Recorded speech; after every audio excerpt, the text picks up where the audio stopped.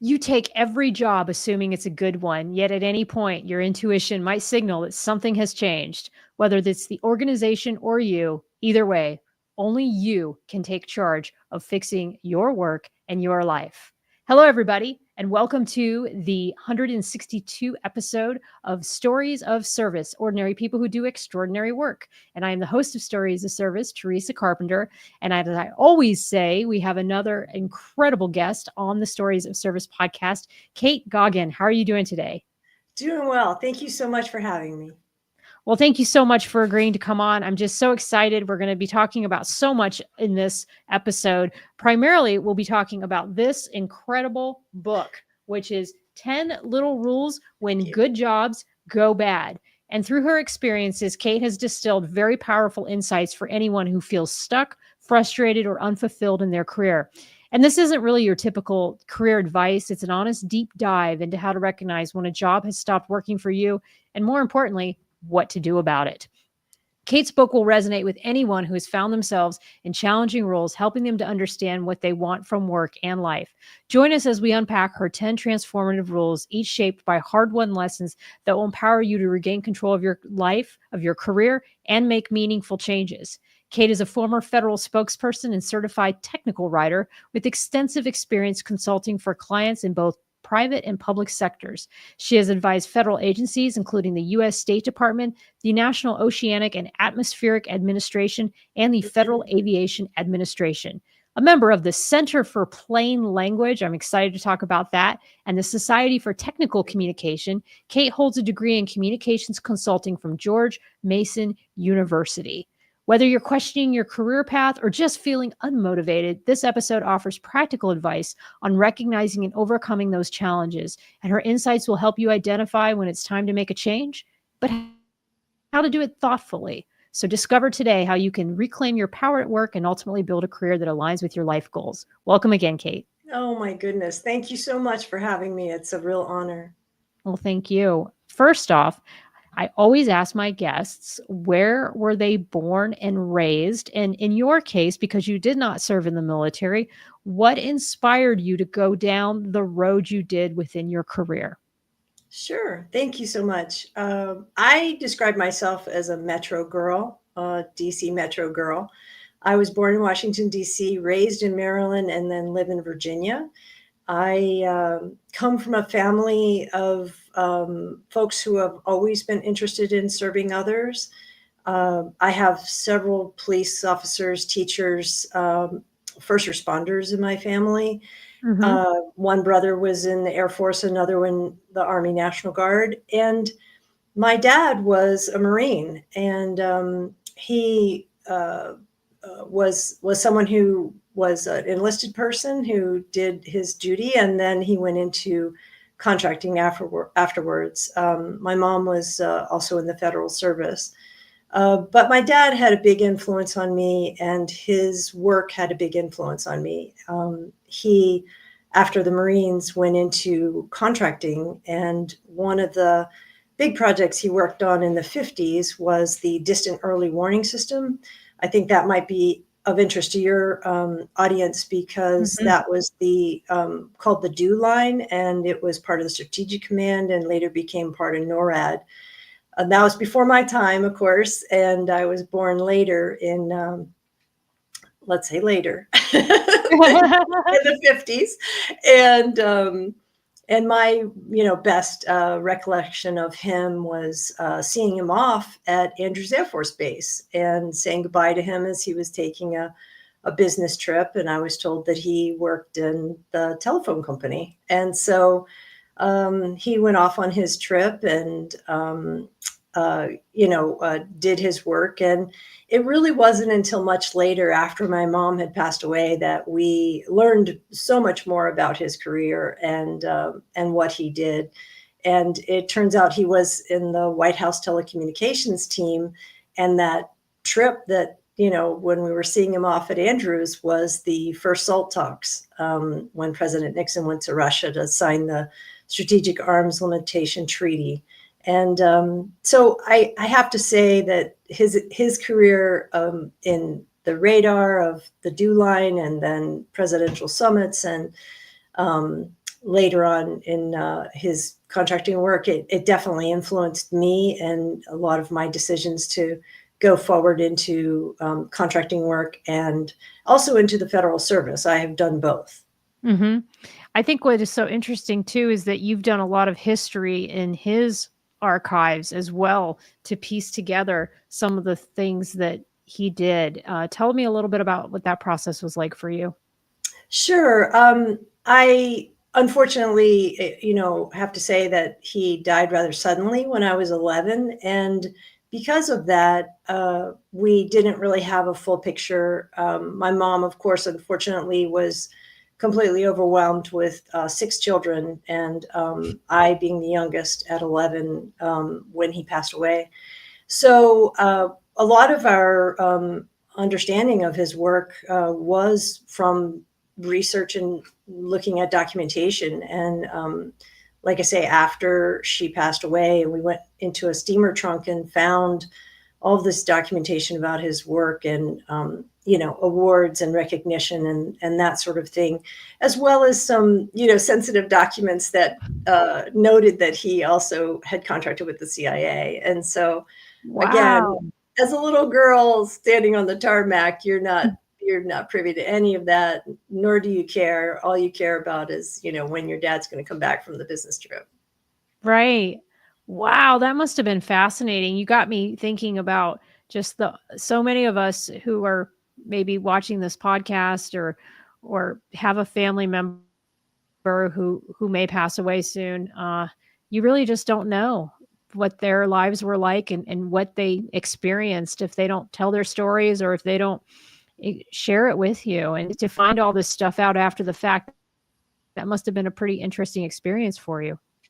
It was, and it's really just been a lifelong interest, really, and of course, it just plays into the career that I chose of writing and editing and research because I, as a hobby, really got into Ancestry.com, of course, because I wanted to know more about him and his work and his life, as well as our family tree. So, how did you get into writing? You're such a good writer. I really want to emphasize that because I read a lot and I can tell when somebody is writing with a lot of flowery language and is giving me many descriptors or telling the same story over and over again to try to drive home a point. But the reader's just sort of bored because you've already told that story and you don't do any of that in this book. So tell me a little bit about your writing journey and how you got interested in becoming a writer. Well, thank you. I always loved writing. It was something that I excelled at in school, and I had very strict teachers who really drilled in the grammar and the structure and the writing process. So I'm really grateful that I had a wonderful early education in writing, and it served me well later. Regarding the later types of writing, I was really influenced by my dad early on, and because he had been a radio operator, I wanted to be a radio operator at one point in time, and I did get my license to do that. But I quickly learned that, oh no, I am, you have to be an engineer in order to do that, and I was not gifted in math. So so writing became my path and my interest in. Also, again, with this concept of serving others, I was very interested in writing for good and for good purposes and for good causes. Mhm. Regarding the writing in plain language or plainly, that's always been a real passion ever since there's some legislation that was passed about that in 2010. And What? um, Legislation about plain tell us all what plain language is, because I know it is in okay, my mind, writing without BS, but I wanna know kind of what this is. What are you talking about? okay. Well, for the general audience, it's plain language and plain writing, plain English. All those things really mean the same thing. It means to write so clearly and so concisely that the thing that you write cannot be interpreted another way. It's so direct. And that's really just a very important business tool. And it is incorporated in business, and they more and more see the value of it and use it in all of their materials. In the government sector where we are, there's a special meaning to it because there is a legislation, which is the Plain Writing Act of 2010. And basically what it means is that all communications that are external to from any government agency or department need to be in plain language so that the citizens and the folks who would benefit from that can understand.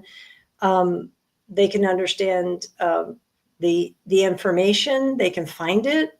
They can understand it the first time, and they know what to do with it. I had So no idea this existed.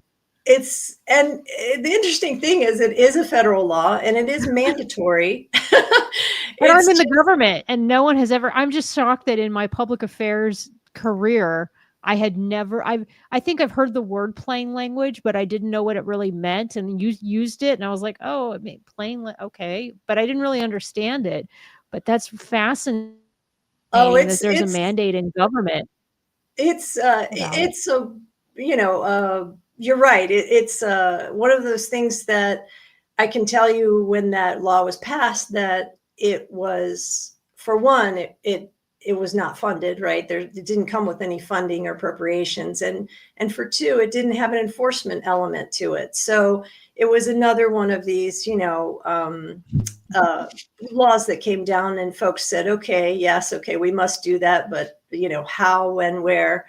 And so there was really an uneven implementation across the government. And so you have certain agencies that really believe in it very strongly, and they, make that happen. And then you have other agencies that are really, really behind the ball and just still trying to play catch up. But I do want to say that for your world in the Department of Defense, it is something that they do emphasize. And there are training materials available on some of the plain language resource sites, like plainlanguage.gov and that sort of thing. You can look at those materials. But again, it's an uneven implementation because some folks think it's nice to have and don't realize that it's a must have. Kate, I mean, this is just fascinating because I can't tell you how many times I read something from an operator that's so convoluted, or something from our lawyers that is just, I can't understand it or piece what it's saying.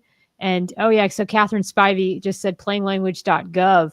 So I mean, I think you're educating a lot of us who work for the government about plain language and about the fact that this is a mandate that we're supposed to write this way. I think it would change a lot of things if people understood that. I know as a public affairs officer, we try our best to write as clearly as possible, but like, that's one of the things that impressed me most about this book, other than just the stories and the steps that we're going to go through, some of the rules, was the fact that it's just written so clearly.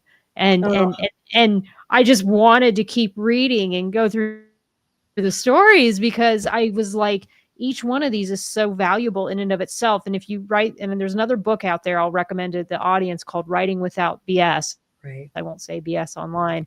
And but it has all the same principles as the stuff that you're mentioning now. But let's go ahead and transition now a little bit about some of the different jobs that you've had in your career that got you to this place where you decided to write a book like this.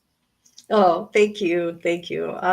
Sure. Yeah, I'm happy to talk about that. I'm happy to talk about the book. The book, in a nutshell, is really the fact that everyone has had a bad job, but not everyone learns from it. And this book will help you do that. So, yeah, fire away. Let me know what I can answer for you. Absolutely. So my first question is, when did you decide that this kind of a book was needed? What was the sort of Mm. the piece in your mind that said, okay, I think this is something I should do? Oh, great question. Well, I can tell you that the stars aligned when it came to this book. I had already been doing informal mentoring with folks. A lot of people had, you know, similar circumstances and similar stories. And I was always that person in the office that, they would pull aside and really want to, pick my brain and ask about my experiences, and they were always looking for advice. And so that was something I've done forever and had used these stories often to illustrate how I worked through it. This is what I did, this is what I thought. And so earlier this year, I was, going through a lot of my paperwork and my resumes and my documentation, and I had met this independent publisher and some of the writers who had written for her series. And I was texting with her and joking and saying, gosh, I really did have a great career and have had a wonderful experience, but man, have I met a cast of characters. And there, there are a lot of stories here that I think could help people, maybe make them feel less alone, and also validate how they feel, right? And validate their experiences. I think that's one of the things that I love is that each one of these rules, as they're written in the chapters, and I'll just kind of read some of them, know your now or never moment. So that's number one. Claim your power. Go lateral. Observe, don't absorb. Align interest and skills. Leverage boredom. Forgive yourself the unknown. Rise above the noise. Bet on yourself and embrace uncertainty. I mean, and each one of these, I have the bookmark right here, but each one of these has a story that goes with it. So just to give our audience a little bit of a taste for what they'll get when they read the book, tell me a little bit about, I'll just pull one out, and or if you can tell me if there's one that you prefer, but leverage boredom. Tell me a little about that. Sure. That's one of my favorites, actually, because I was in a great job, right? Because a job, jobs have a cycle. That's part of what you'll learn in the book, is that, every job has a cycle, and you need to be prepared for it, because there's going to be some sort of change. It could be the organization, it could be you. One way or the other, there's going to be some sort of change, and it will end and you will look for another job. So when you talk about leveraging boredom, in that particular one, I was in a great job and I had a great client, and I was, working for a great company, and it was such a wonderful team. I was working for a company that was contracted with NOAA at the time, and the team that I worked on were the actual scientists who took care of, the scientific calculation of the impact of oil spills and ship groundings and all this, incredible, all these incredible programs. And so I was very motivated. I was mission driven. I really enjoyed that, but I mastered it pretty quickly, and I was kind of getting a bit restless, and I was starting to think a bit more about how I should perhaps move on into the next chapter. And that's when I really, I did journaling. I went away for a weekend. I think I spoke perhaps to a career coach, of course, friends and family, and getting their advice.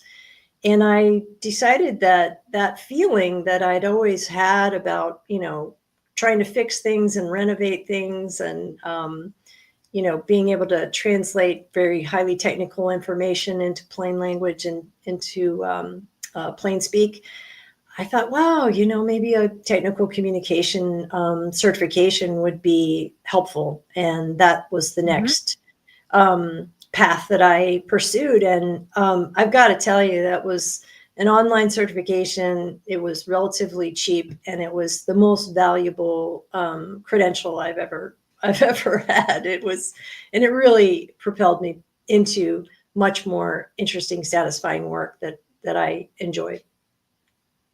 Wow, that's really, really impressive. And I think that there's a lot of people who can benefit from hearing that, because I think that we do tend to get stuck in a certain position after a while when we felt like we've got what we needed from that job, and it's understanding when it's time to move on, but making the most out of the time that you have there by doing things to better yourself.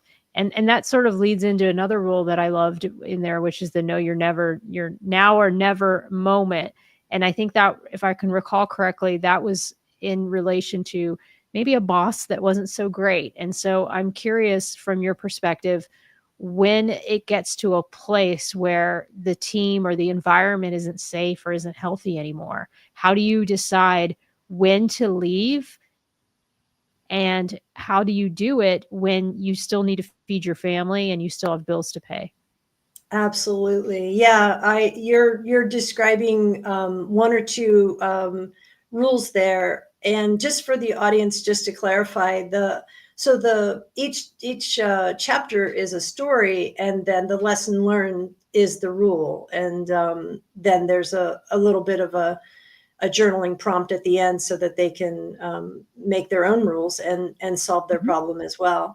And the ones that you're referring to are rule number one, know your now or never moment, and rule number two, claim your power, which was, yes, I described that boss as the devil. And it was, I think it would really resonate with your audience because I was supporting my husband's career. We had just come back from overseas. I had secured the position through referrals of my network, and I didn't know that was it. It was just a referral from the network, and I took this job and had no idea that this was someone who was a toxic boss and who had fired three previous people. And I walked into this situation that I had no clue about. I had no idea.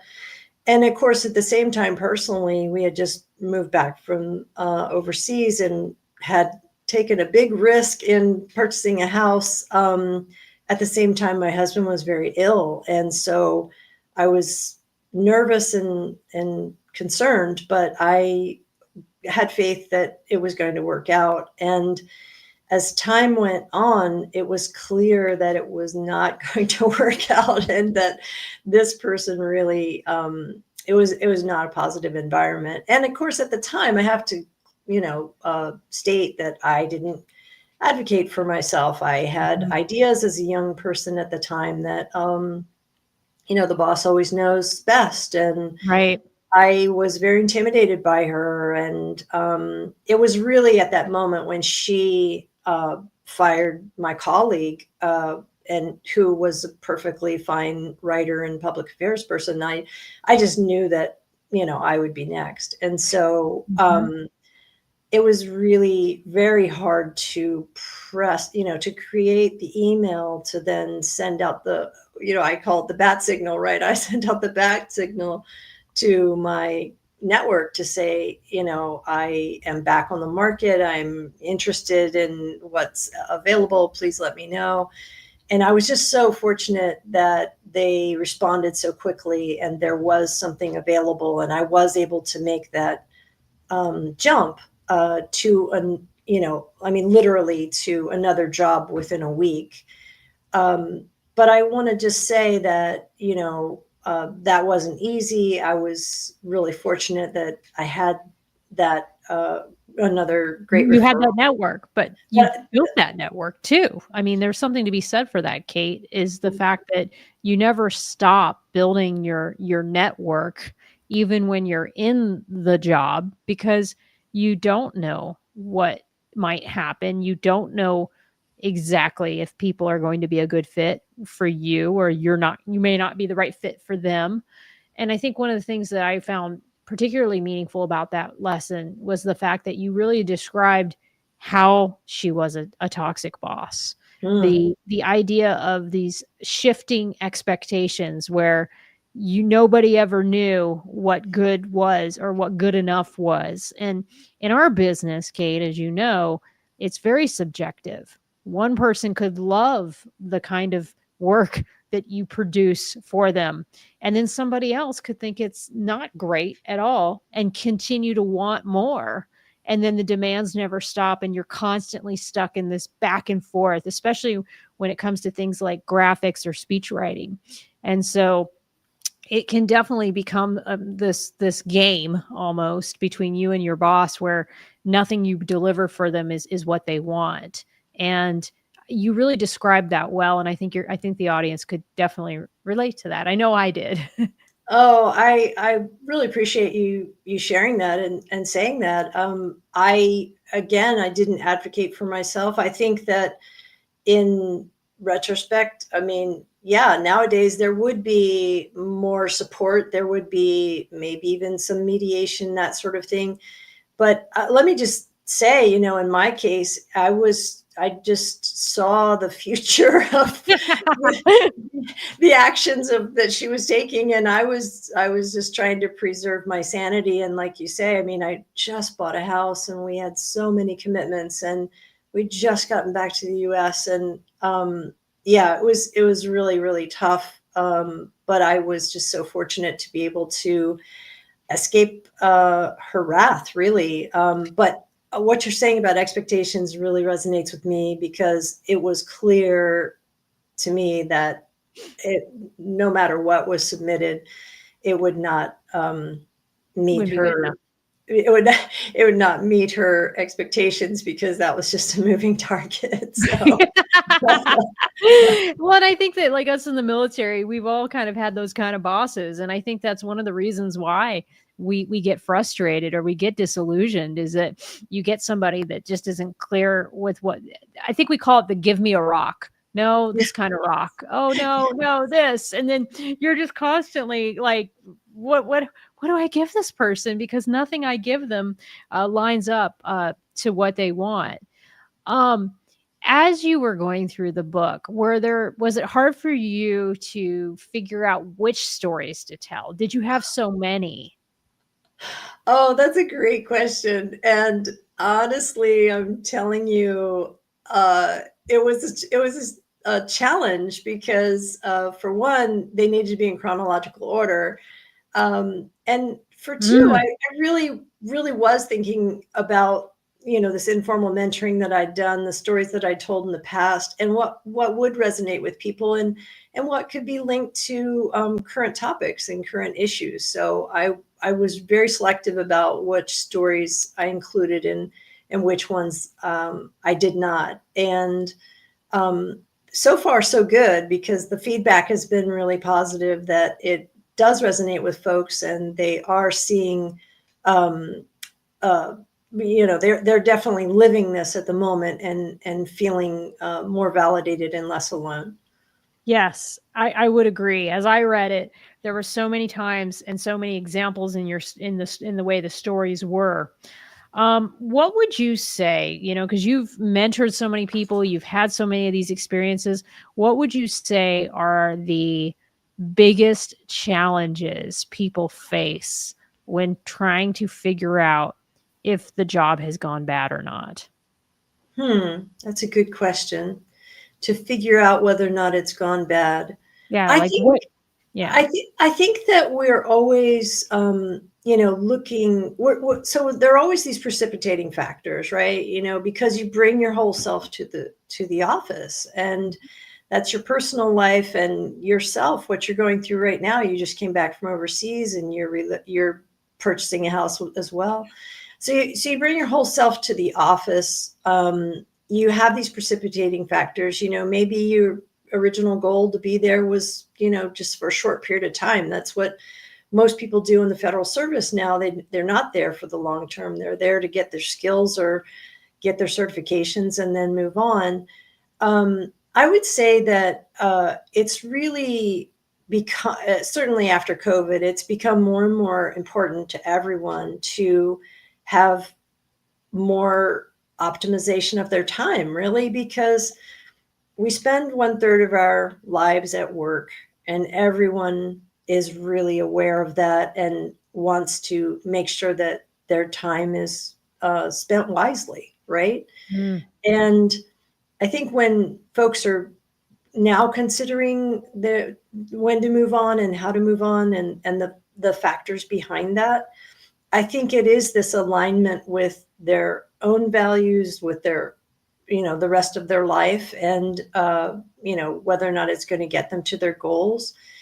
And it's, straight up paying the bills, right? I mean, we've all been in that spot, Mhm. and most of the time, I've been in that spot, and it's it's really tough. And I want to say that there are some tips and tricks that are included in the book that help folks when they're really feeling pressed against the wall.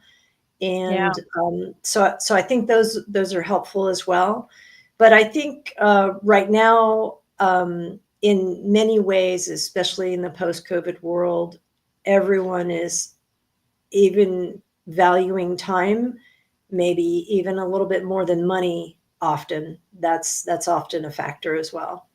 I agree. And for one, the military has not caught up with the work from home movement in the way that I wish that it could. And we all know there's some jobs that are not work from home jobs, of course, but there are many jobs where I think that giving people that flexibility can be beneficial. And it isn't easy as a supervisor to have people work from home because you're ultimately responsible. And if everybody's working from home who's stuck in the office doing the stuff that comes up last minute or late breaking, and then if your leadership doesn't work from home and they expect you to be there all the time, it definitely presents some challenges, but I think that it's a challenge that's worth working through.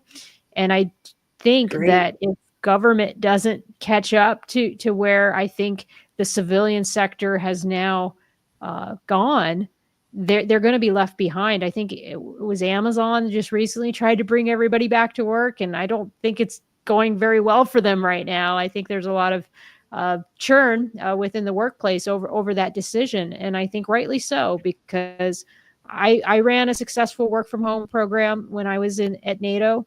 It was not easy. There was a lot of guardrails to it. I had accountability every day.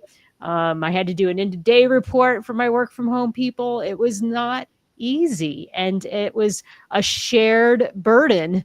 We all knew that it was everybody was kind of being burdened by it, but everybody had the opportunity to use it. And we had to do it that way so that everybody got to share in the good deal. And it was the only way that we were going to do it successfully. So having had that experience, I'm definitely a big proponent of work from home, but I just think it has to be done very thoughtfully and has to be done with guardrails and accountability in place. But if you have all that, you can do it. And I think that there are people now that are going to take a lower paying job that allows Exactly. them to do remote work than Exactly. a higher paying job where you're sitting in a chair every day from 9 to 5 because people realize that a butt in the seat doesn't equate with impact. Exactly. Oh my gosh. Well, first, let me congratulate you on your leadership because that's exactly right. And the fact that you did create a successful program just, speaks volumes. And the fact that you have your finger on the pulse of the future. Well, I And do.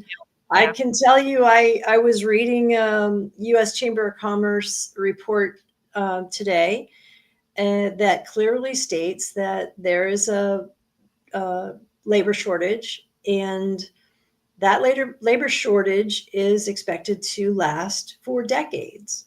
So we're not Mm, talking about just a tight labor market this year or next year even. We're talking about the fact that this is going to go on for decades. So what does that mean? That means the candidate has the power, right? That means that the candidate can ask for um, the elements that are important mhm. to that candidate. And you're right, it definitely, the aspect of remote work for the appropriate job, as you said, you're not going to be Yeah, able like to an repair, you're not going to emergency be able to room, a repair cluster.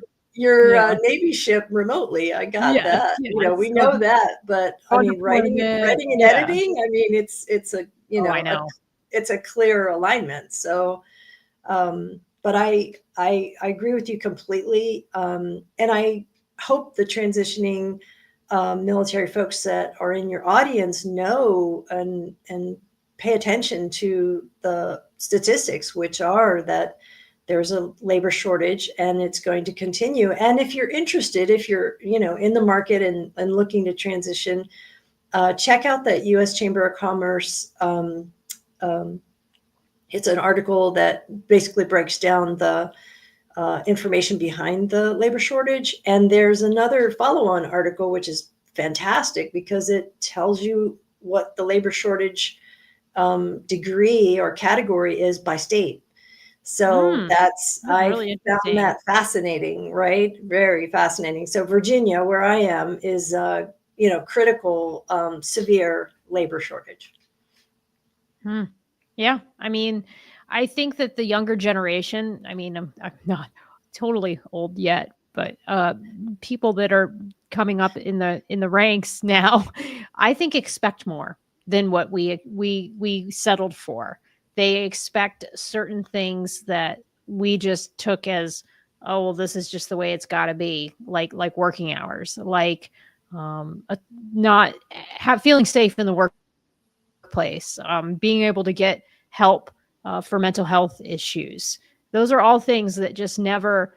If my environment when I came up through my career was toxic, I just sucked it up and shouldered through it. I never thought like, oh well, I'm going to put a complaint in. That like never occurred to me to do something like that or to say anything about it because I didn't even know there was a investigatory process or any of those things. Like it just didn't occur to me that that was going to be something that we were going to work through as a society. And now look, we've got discussions about HR issues and we've got people who are getting treatment for mental health issues, and we have people who are fighting to work from home, and we have just such a different workforce these days. Wouldn't you agree, Kate? Oh, I think that's really spot on. It's a different workforce. It's a different generation. And it's all mixed up, right? You have this baby boomer generation that's still in the chair and trying to manage the younger generations and the different workers. And honestly, I mean, I have worked with all types of people and in different uh, t- uh, roles all over the world in different countries and in different configurations. I mean, I worked for a manager who was in his 20s, and I Well, that's great. loved it. I have to say, I loved it. I love the diversity. I love the innovation that comes from it. Sure. I love the creative problem solving. And I guess I have learned to be a lot less judgmental about work styles and a lot more accepting about really just getting behind the mission and the goal and the team. And but I do agree with you that we did tolerate a lot more earlier, that this younger generation has, carried the torch and said, you know, um, no more, and Right. that's okay with me. And Me too. I'm in support of it. Like I I'm said, happy to fall in line behind yeah, them. I embrace people that need to take care of their errands and their appointments. I embrace people who need to work from home. I embrace all those things, but I also embrace deadlines and Yeah, yeah, and I embrace making an impact and I embrace showing results. So yes, I think that those things can coexist peacefully together. And as a leader, I strive to do both. Give people the time off that they need to get the things done that they need to get done, but then to also hold people accountable to make deadlines and to create quality work. And that leads me to another question for you that you touch upon a lot in the book. And that's this idea. And again, I know we're speaking about communications or public affairs and government, but it's really any job. hmm How do workers deal with, and I think there's so many workers that are in this situation where you love the mission, you love the people, but you don't have enough people or enough uh, resources to do the things that are expected. And public affairs, like many jobs, is a never ending stream of requirements because it's subjective and it's squishy. So, how do you manage that in the workplace? And when do you know that it's time to leave because it's just never going to get better? Absolutely. That's such a great question. Yeah, underfunded, understaffed. It's the story of our life in public Oh, yeah, affairs, I think, definitely. for sure. I have several stories in the book where that's the situation, and that's what I was facing. And I did the best that I could. I was, carrying on, like you say, meeting the deadline, delivering, and always providing what was required. But I was also working overtime. I was also working weekends. I was Yeah, also, yeah, in many stressing yourself out. in many roles, exactly. And there, I think everybody has a breaking point. Everybody has that turning point. In one job, I, had to put. I mean, this will really resonate with, the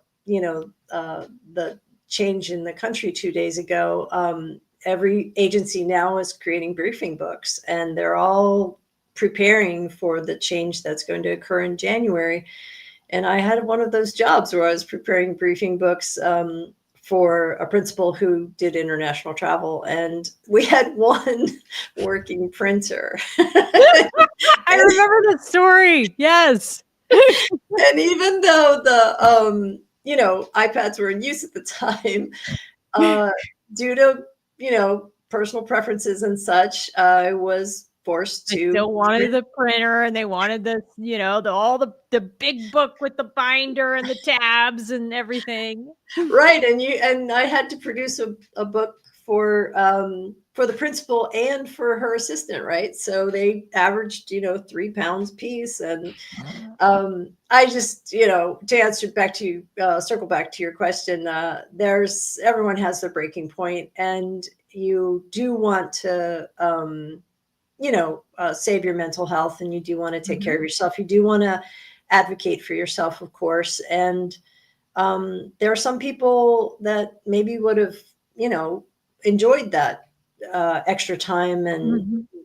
you And know, and and that's what's interesting, Kate, is that like I've shared my story online about how the public affairs community in the Navy has gotten to a place, in my view, at the 05, 06 level where it's unsustainable. I mm, do not feel that we have enough people, we have enough resources to do everything that the flag officers or our higher headquarters or our internal audiences expect of us. And it was one of the reasons why I took an off ramp or I started to go down the road that I'm on now. But I'll tell you, like, I have like two flavors of colleagues. I have some colleagues that are totally stressed. This is the majority of them, I feel, but are totally stressed out, but they'll never really admit it.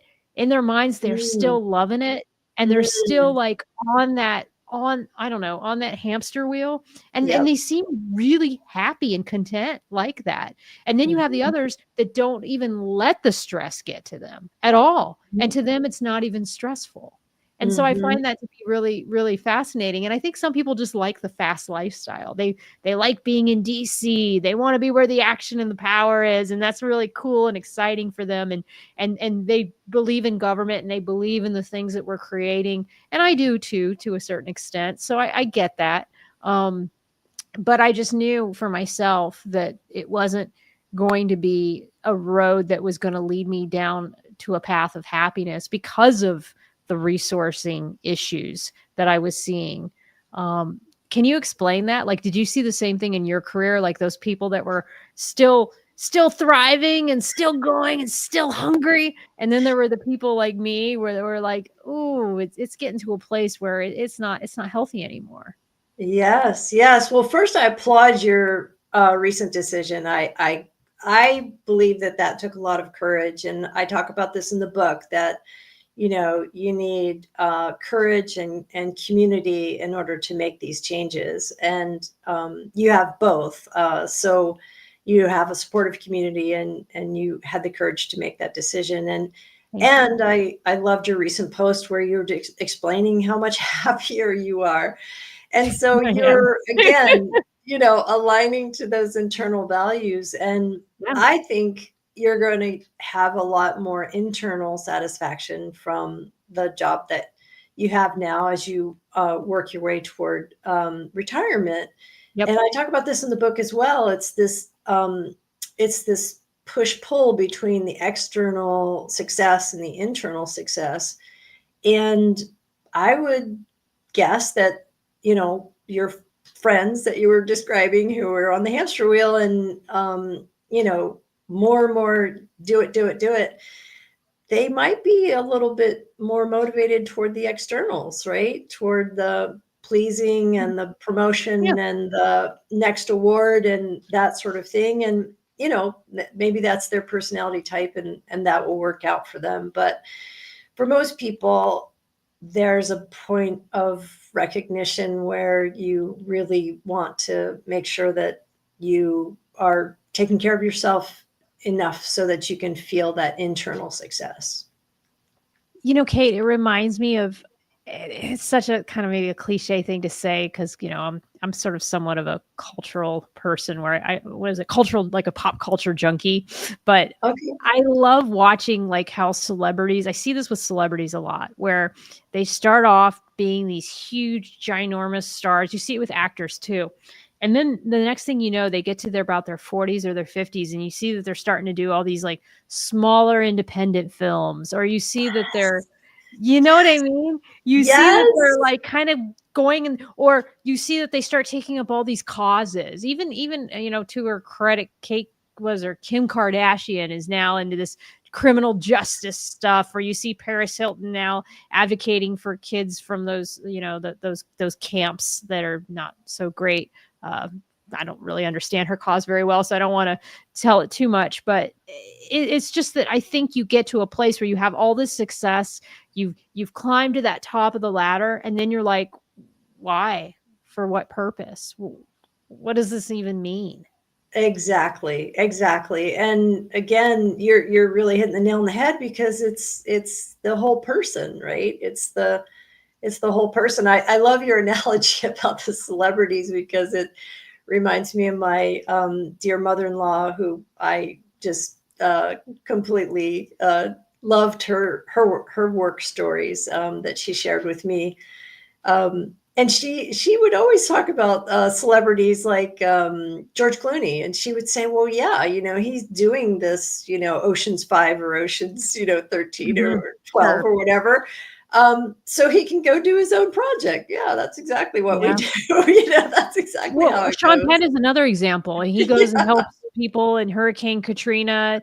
He's actually a part of More Perfect Union, this nonprofit that seeks to unite different people from different political affiliations, and he's one of the people that advises, or he's on some sort of of a role with them. And it's great. Oh, Gary Sinise is another one. I mean, he Oh was an yeah. actor, and now he's really dedicated himself to the issues with the military and military causes. I mean, I could go on about Oh how yeah. many famous and highly successful people get to this place where they say, wait a minute, the hamster wheel isn't all that it was cracked up to be. I think I need to pivot into something else. And it's not to say that those things are not good either. I want to make sure I say that. But I just feel that sometimes at the top of those food chains, you're just not getting the resources and the people that you need, whether it's the military or it's corporate America or nonprofit world. A lot of times in some of those areas, you just aren't given everything you need to be successful and to do the job well. And so I think that's the reason why a lot of people do pivot. Right, right. And I talk about this a little bit in the book as well. What do you do about that? And one of the things that I recommend in the interview process is for the candidate to ask the tough questions. Ask the question, what does success look like to you? To the interviewer, right? I mean, that's an open ended question, and it will really tell you whether or not they have defined the position, funded the Mm. position, whether or not there's proper staffing. They'll tell you so much in this open ended question. Other questions, of course, that I suggest are, how do you handle conflict, and how do you Mm, resolve conflict? it's a great question. Please give me an example of that. Now, you probably wouldn't want to lead with that. You don't want to lead with that question, but definitely asking, what does success look like in this position? Please explain, Mm, and just leave it at that. And you'll learn a lot about whether or not they've thought it through, whether or not they really know what they want. That's another mhm. aspect. They might have hired you to solve a problem that is not solvable. And Yeah, that's a great point. A lot of times they think a person's gonna come in and fix things that they just don't have the resources or the capabilities, or they're not the right talented person to do it. They don't have I can't tell you how many times we would hire people in public affairs that, like, didn't know how to build a website, and we called them the webmaster.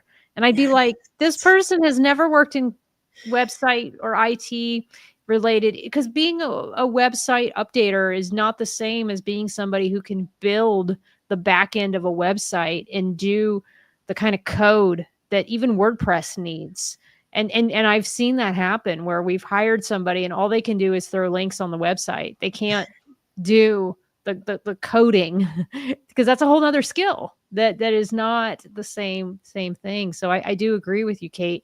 Sometimes companies don't narrowly define what the expectations are of that role and make sure that the person who they're hiring has those skill sets. I thank you, and I just want to echo that by saying also, a lot of companies are reacting. They're reacting to the client in this case when it's federal contracting, and I have a whole nother separate presentation about how to prepare for that. But a lot of times in these sort of communication roles and other functional roles, it's because of a congressional inquiry. It's because of stakeholder complaint. It's because of media investigation. There are lots of reasons why they might be staffing up this particular position, and you can do some research yourself, but it's really important that you ask those kind of tough questions in the interview so that you can make an informed decision. We talk about this as well in the book. What do you have going into it cold if you don't know someone on the inside and you don't know all the information? You only have that 50% that you're bringing to the table, and the rest of it is going to be a huge risk, right? It's going to be, It always trying, is.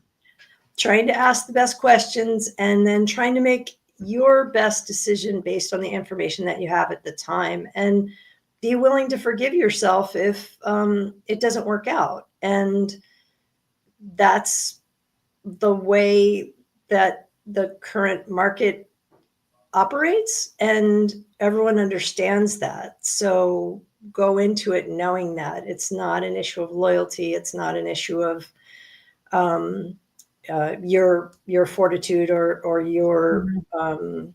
your attitude. It's really is. It's tough out there at the moment, for Oh sure. yeah. And it's okay to not be the right fit. I think that's where a lot of people get tripped up. I know I got tripped up by that. It's okay to be a person who isn't the fit for that particular company, because what I have found is I have been an amazing fit for certain companies or certain commands, and they loved me. But I have also been the person that was not at all the right fit for a particular command. And so what does that tell me? That tells me that we're human and that humans sometimes get along really well with other humans, and then some humans don't get along with other humans. There's a personality conflict there where the values are just not aligned. And I think in some of those cases, we have to accept that maybe nobody's right, nobody's wrong. It isn't a Exactly. matter of that. It's a matter of you're not the right fit for that organization, or that organization is not the right fit for you. And that is okay. Yeah, I agree completely. And I talk about this as well in the book. There's a chapter called, or a rule called Rise Above the Noise, which I found myself in a unit that was incredibly chaotic. And it took me a while to figure it out, but there was, new management, very green and undisciplined, and so there was a lot of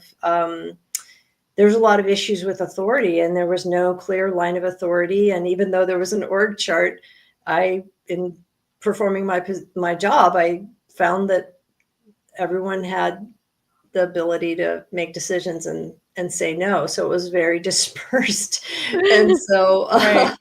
so I found myself in a pinball situation of bouncing around all the time, getting an assignment and then trying to implement it at the lower levels, only to get blowback. So I know what you're talking about in terms of I wasn't the best fit for that kind of chaotic environment, because I really appreciate a clear line of command, and I really appreciate Mhm. an organized setup.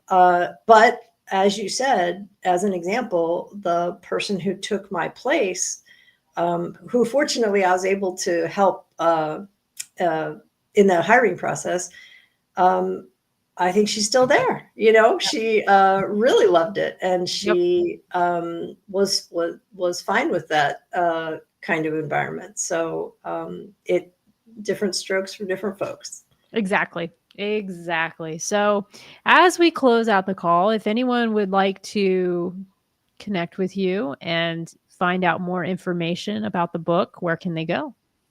Sure, you can go to kategoggin.net to connect with me at any time. And of course, I'm on Instagram and Facebook and LinkedIn. Kate Goggin is how to find me, even though the book is written by Kathleen Goggin. That's my full name, and I did that in honor of my mom. Love it. Love it. All right, Kate. Well, I'm going to go full screen to close out the call, but I will meet you backstage to say goodbye Okay. very briefly, if you don't mind. But thank you so much for giving us a little bit of your time tonight. We really appreciate it. And it was a pleasure having you on. Oh my goodness, I'm so honored. Thank you so much. Thank you for your service, and welcome back to the U.S. Awesome. Well, I can tell you it's wonderful to be back. So, all right. Hey, Great. guys. Thank you so much for joining me tonight. You'll see I am still in the Navy Lodge. Hopefully, in the next few weeks, we have actually made it all the way to the end of our house closing. So, hopefully, at some point, you'll see me in the new studio. But do appreciate you guys taking some time out of your Thursday evening to spend some time with us. And as I always say, when I close out these calls, I hope that you take care of yourselves and take care of each other and have an amazing evening. Bye bye now.